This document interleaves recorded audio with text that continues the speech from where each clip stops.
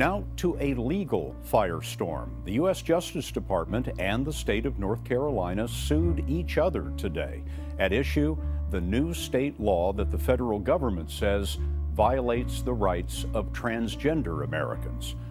A potentially epic clash over transgender rights took shape Monday after the U.S. Justice Department and North Carolina filed dueling lawsuits over the state's bathroom law. How to balance the expectations of privacy and equality in one of the most private areas of our lives. The Department of Justice said the law violates the federal civil rights of transgender people. We are seeking a court order declaring HB 2's restroom restriction impermissibly discriminatory. Defenders of the law have argued it's needed to protect people, including children, from potentially being molested in bathrooms by, for instance, men who could simply say they're women to get into women's restrooms. North Carolina's governor is asking for legal and legislative clarity. We believe a court, rather than a federal agency, should tell our state, our nation, and employers across the country what the law requires. There's a massive amount of money at stake. One study found that North Carolina could lose up to $4.7 billion annually in federal education funding. This is not going to slow down. This is not going to go away. Businesses and entertainers such as Bruce Springsteen have boycotted North Carolina in protest of the law. Bruce Springsteen can write a song about being born in the USA, but we're here to tell you the USA is watching North Carolina, and we don't need Bruce Springsteen to come here and tell us how to operate our country. The bill is simply about protecting the safety, the privacy, and the welfare of women, children, and citizens in North Carolina. Several other states in recent months have proposed similar laws limiting protections for gay, bisexual, and transgender people. And the legal battle could culminate in a landmark Supreme Court decision. North Carolina's governor accused the Obama administration of rewriting federal civil rights laws to protect transgender people's access to bathrooms, locker rooms, and showers across the country. And he said because of that, this fight is now a national issue. Meanwhile, Caitlyn Jenner, did you hear about this? She's going to pose nude. Yes. How do we feel about that, Josh Elliott? Well, if you're going to go for it, I mean, commitment in life is all important. I think it's why things work, if you are committed to your path. Yeah. And so it's... I want to see it, but Caitlyn Jenner wearing a gold medal and an American flag. It's going to... And that's it? Yeah, celebrate the anniversary, 40th to be clear, of the World Decathlon, the Olympic Games, the gold won in 1976, the Montreal Summer Games. It'll be the first time this 66-year-old, of course, formerly known as Bruce Jenner, poses with this medal. Posing nude with the flag and the medal. Let's see. I don't know. All right, I want to switch gears a little bit and talk about Facebook. There are reports that Facebook has been omitting conservative news topics from its trending list. What are the implications, considering this is an election year and a lot of people, they get their news from Facebook? Now to Brooklyn, New York, where an 11-year-old has been charged with a hate crime. He was caught on camera setting fire to a Jewish school bus. Take a look at this security video showing 5 children running into the bus with pieces of cardboard. Flames appear at the front of the bus as the kids run away. You'll see the flames in just a moment when you see the kids rush into the bus there. Police were able to capture one of the boys, who was arrested, then released to his mother. His fate will be decided later in family or juvenile court. Cops are still searching for 4 other boys who were involved. Millions of stolen emails and website credentials are being traded in Russia's criminal market. That's according to Reuters. Security experts report that close to 272 million usernames and passwords were stolen from websites like Google, Yahoo, and Microsoft. It's said to be one of the biggest stashes of stolen credentials uncovered since cyber attacks hit major U.S. banks and retailers 2 years ago. Security researchers made the discovery after finding a young Russian hacker selling the information in an online forum for less than $1. Europol, the EU's law enforcement agency, estimates that more than 90% of refugees entering the EU are smuggled in by criminal gangs, and 35% of those refugees are children. Most shockingly of all, Europol says that 10,000 refugee children have gone missing in the EU, and the number is rising all the time. The issue has just been debated in the European Parliament. I point the finger at our governments who have the political responsibility in particular for failing miserably our duties to protect any children. It is feared that many of the missing refugee children are being subjected to sexual exploitation and slave labour at the hands of criminal gangs operating in the EU. Experts have told MEPs that police in the EU do not have sufficient training to deal with the missing children issue. Proper electronic records of children are not being taken, and often unaccompanied refugee children are not given appropriate accommodation. There are reports that indicate that the proportion of children that go missing from foster care and small family units is much lower compared to the reception centres and institutions.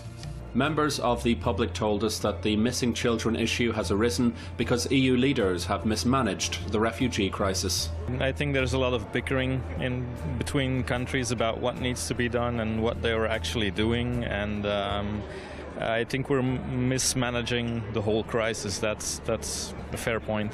Je pense que 10 millions d'enfants. It is really hard to watch on TV the images of so many people arriving on dangerous boats.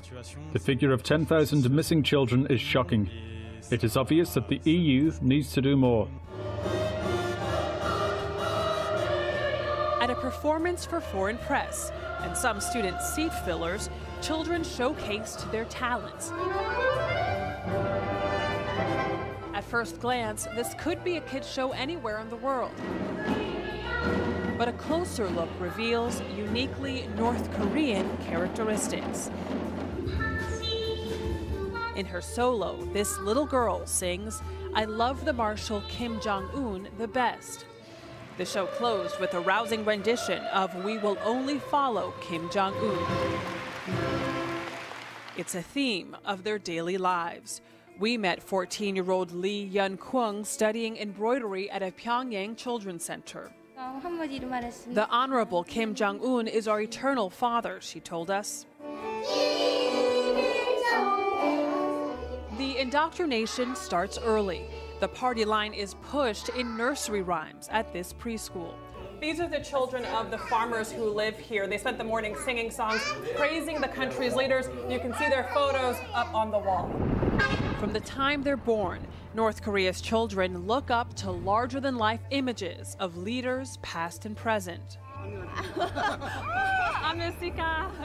Every child we met treated us nicely, but in school they're taught to hate so-called American imperialists. Take this photo, showing a kindergartner wielding a toy gun at an American soldier. We asked 12-year-old Joe Daibung what he learned about the United States. The U.S. has had ambitions to invade our country for more than 100 years, he said. They continue to bring us great misery. I do not like the United States. North Korea provides universal education through high school and boasts a literacy rate of 100% for those over 15. But many children here suffer harsh realities. The World Food Program says a third are so malnourished, their growth is stunted.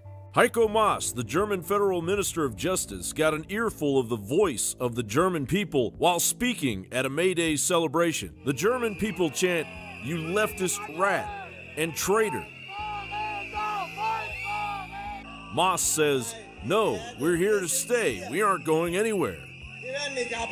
The chants of "traitor" and "get out" become stronger and louder. But Maas fires back, threatening, "We will also take care of the interests of those people shouting traitor right now without even knowing what's happening to them." The chants continue as Maas says, "Shout all you want. The longer you shout, the longer I shall stand here." Finally, he leaves the podium as they chant, "Traitor, get out."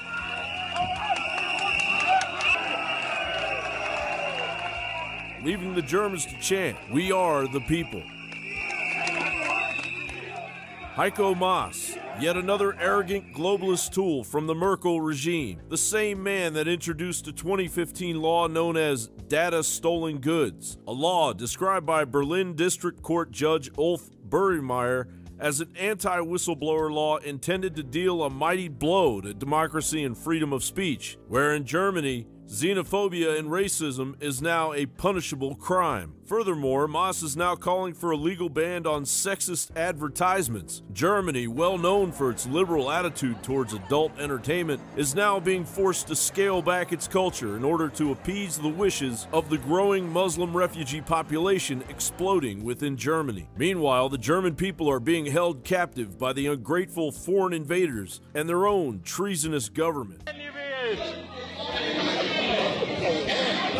Die kommen hierher und wir dürfen nicht mehr lang gehen. Junge, du aus Dinger raus hier.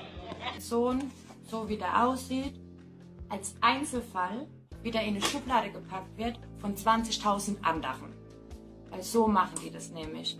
Alles klein halten, nichts in die Öffentlichkeit. William F. Jasper of the New American writes, "The migration tsunami that swamped Europe with 1.5 million refugees in 2015 is roaring back with a tidal wave that may be double the size of last year's deluge. In fact, most citizens of the European Union countries appear to be unaware that their unelected and unaccountable rulers at the European Commission in their own European Economic Forecast report issued last fall announced precisely that. That is, they projected with apparent acceptance and approval that 3 million refugee migrants would arrive in Europe in 2016. Time is running out. The globalists have all but achieved their soft invasion of Europe, and that planned gridlock of civilization is heading in your general direction. As I speak, thousands of unvetted refugees are filing into small towns across the United States via what will be known later as a broken vetting process. A process that should have taken 2 years has now been reduced to a few pointless months. It's Obama's turn, and he aims to match Merkel's numbers. How do you think the president would explain to Mrs. Merkel about his inability to have that happen here in the United States when Germany's taken in close to, I think, maybe 1 million people? Well, again, I think the president, when he travels to Germany, will be prepared to tell her that he's prepared to meet the goal. That seems like it might be a little embarrassing to not be able to admit 10,000 people into your country. But Ron, I'm not willing to say that we're not going to hit the goal.